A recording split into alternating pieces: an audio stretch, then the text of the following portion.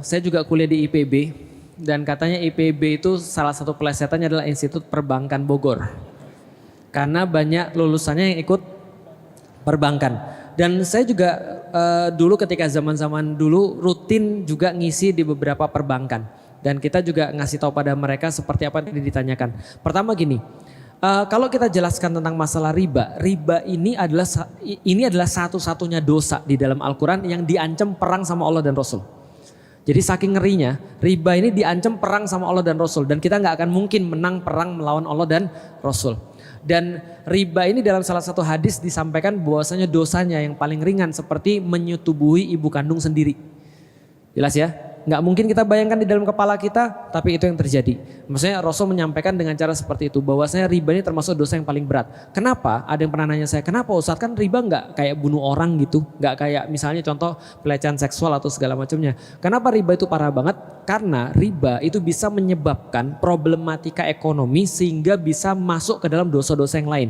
Jadi kayak puasa itu meningkatkan ibadah-ibadah lain, riba ini bisa meningkatkan dosa-dosa yang lain. Nih. Saya kasih tahu ya, contoh ya misalnya ya. Nih lihat, simulasi, kita simulasi. Ustadz Maliki punya duit 100 juta. Felix Yao punya duit 100 juta. Bu Umah buat bank. Taruhlah gitu ya.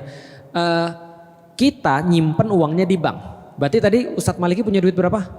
100. Saya punya duit berapa? Berarti saya nyimpen di bank Bu Umah namanya. Oke, kita balik aja. Bu Umah punya duit 100, saya punya duit 100. Bank Maliki, nah ini ada Bank Maliki. Kita berdua nyimpen duit di Bank Maliki 200 juta. Berarti secara ekonomi duit yang beredar di lapangan berapa? 200 juta. Paham sampai di sini? Oke. Tapi tahu nggak cara bank bekerja seperti apa? Nih lihat cara bank bekerja. Bank itu nggak punya uang karena Bank Maliki tadi nerima duit dari saya dan Bunda Umah. Sama-sama 100 juta tinggal 200 juta. Bunda siapa namanya Bunda? Lesti, Bunda Lesti minjem dari Bank Maliki. Berapa minjemnya? Mau minjem sebanyak-banyaknya. Oke kata Bank Maliki, aku cuma bisa minjemin 150 juta. Taruhlah ya, aku cuma bisa minjemin 150 juta. Karena 50 juta harus aku tahan. Kalau Felix sama Bu Uma mau narik duitnya. Paham sampai di sini ya? Oke, berarti dia minjemin 150 juta dengan bunga 10%. Itu udah murah banget tuh. Paham sampai di sini? Berarti bunganya berapa? Tahun depan harus balikin berapa? 150 plus 15, 165 juta. Paham sampai di sini? Oke, sekarang kita coba lihat. Tadi duit di lapangan 200 juta. Sekarang Bu Lesti pegang uang berapa? 150. Bunda Umah punya duit berapa? 100. Aku punya duit berapa? 100. Berarti berapa sekarang duit beredar di lapangan? Realnya 200 plus 150 juta plus piutang yang nanti akan dikembalikan dalam bentuk bunga 15 juta. Berarti sekitar berapa? 365 juta di lapangan sekarang. Bank pegang berapa? 50. Jelas ya? Berarti 365 juta. Awalnya 200 jadi 365 juta. Ibu siapa namanya Ibu? Tia. Nia. Bu Nia jualan bakso. Dulu pas duit masih 200 juta, ibu jual bakso satu mangkok 10.000. Sekarang duit yang beredar di lapangan 365 juta, ibu jual bakso berapa? Oh nggak mungkin 10.000, karena duitnya udah semakin berkurang nilainya. Karena duit semakin banyak semakin berkurang nilainya kan, supply and demand. Maka ibu naikin harga dong. Berapa Bu mau jual Bu? Ya supaya balik modal aku jual 25.000 lah. Oke, yang lain-lain yang gak ikut dalam perbankan ini, loh kok naik?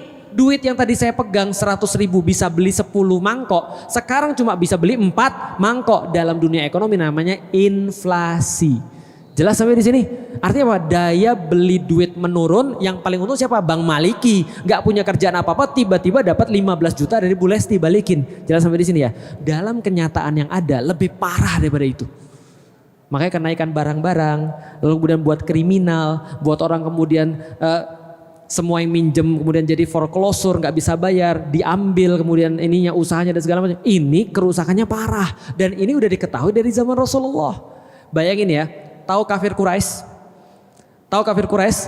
Kafir Quraisy itu salah satu usaha kayanya adalah riba, adalah minjemin kemudian balik dengan duit lebih banyak. Tapi ketika mereka memperbaiki Ka'bah, ada orang yang paling kaya di antara mereka namanya Walid bin Mughirah, bapaknya Khalid bin Walid bilang gini, guys, kita kan lagi renovasi Ka'bah nih ya guys, gua tahu harta lu ada yang haram ada yang enggak. Nah untuk renovasi Ka'bah jangan pakai harta haram. Jelas sampai di sini? Berarti mereka kalau harta-harta dari riba tuh mereka nggak pakai untuk renovasi Ka'bah. Itu orang kafir Quraisy. Berarti bagi orang kafir Quraisy riba itu uang baik atau uang jahat. Jelas sampai di sini. Oke, sekarang aku mau ngasih tahu tentang Islam. Islam tahu persis bagaimana kerusakan riba. Maka Allah dan Rasul keras banget dengan riba. Siapa yang diancam? Ada 4 orang. 1, yang memberi riba. 2, yang memakan riba. Yang 3, yang mencatat transaksi riba. Yang 4, yang menjadi saksi daripada transaksi riba. Bagi 4 ini saya nggak punya sesuatu kayak peringanan. Saya nggak bisa bilang tetap boleh, saya nggak bisa bilang begitu. Maka ketika saya ngisi di bank, itu yang saya bilang. Saya bilang 4 ini nggak boleh. Kenapa? Karena ini dilarang oleh Allah. Makanya biasa setelah saya ngisi bedol desa tuh. Artinya bank-bank tuh pada keluar orang-orangnya. Karena ya gimana, saya nggak bisa untuk membenarkan. Karena ini dalil yang saya pegang, setidaknya keyakinan saya seperti itu. Gitu kan ya. Oke, itu adalah tentang 4 tadi. Lalu bagaimana dengan penghasilannya? Oke, sekarang kita masuk kepada ada seorang anak, bapaknya pegawai bank. Lalu kemudian dia kuliah. Waktu itu kita tanya pada ustadz kita, gimana hukumnya bapak kita kerjanya nggak halal, misalnya salah satu kerjaan misalnya kayak di bank yang 4 tadi, lalu dia punya penghasilan untuk biayain anaknya. Maka jawabannya sederhana, yang tanggung jawab bapaknya, uangnya yang dia dapat itu adalah dari usaha yang diharamkan oleh Allah, tapi ketika dia pakai itu bukan tanggung jawab anaknya. Jelas sampai di sini? Jadi anaknya nggak ada tanggung jawab di situ. Karena di antara penghasilan bapaknya selain daripada sesuatu yang haram, ada yang halal juga kan. Yang dia lakukan menghabiskan waktu, lalu kemudian untuk sesuatu yang lain kan bukan hanya riba doang. Jadi itu adalah urusan bapak ibunya, bukan sama anaknya. Nah sekarang kalau ada suami kita atau kita sendiri yang kemudian terlibat dalam perkara-perkara yang haram, misalnya kerjaan-kerjaan yang haram. Pertama yang saya sarankan adalah minta kepada Allah ampun banyak-banyak. Minta pada Allah ampun banyak-banyak, istighfar banyak-banyak. Dengan istighfar itu Allah akan kasih jalan keluar. Allah akan kasih jalan keluar. Istighfar pada Allah banyak-banyak, niatin ya Allah mudahkan saya untuk cari pekerjaan yang halal. Insya Allah. Yang kedua, tetap banyak-banyak belajar. Jangan ketika kita tahu bahwasanya ini adalah haram, lantas aku nggak mau datang ke pengajian lagi. Lah, bapak ibu mau nggak datang ke pengajian, tetap hukumnya haram. Bisa dipahami ya? Datang ke pengajian sehingga lama-lama hati kita menjadi semakin yakin dengan janji Allah bahwasanya kalau kita meninggalkan sesuatu karena Allah yang haram, Allah akan gantiin dengan sesuatu yang lebih baik. Yang ketiga, didik keluarganya supaya keluarganya siap dengan keputusan terbaik yang akan diambil. Karena ada orang yang gak melakukan ini, ujung-ujungnya dia cuma main keluar-keluar aja, keluarganya kacau. Akhirnya dia bilang, enggak ini demi Allah. Ya demi Allah betul, tapi keluarganya dididik dulu dong. Nah minta banyak-banyak istighfar, belajar tetap, lalu kemudian yakinin anak istrinya, keluarganya supaya dia bisa mengambil keputusan terbaik. Orang tuanya juga, biasanya orang tua tuh yang bilang, eman-eman gajimu. Iya kan ya, ya bismillah, itu karena Allah. Gitu, ya. Jadi dididik dulu, itu jawabannya. Jadi kira-kira gitu. Ada tambahan? Tambahan sedikit Bunda, ayah bunda sekalian.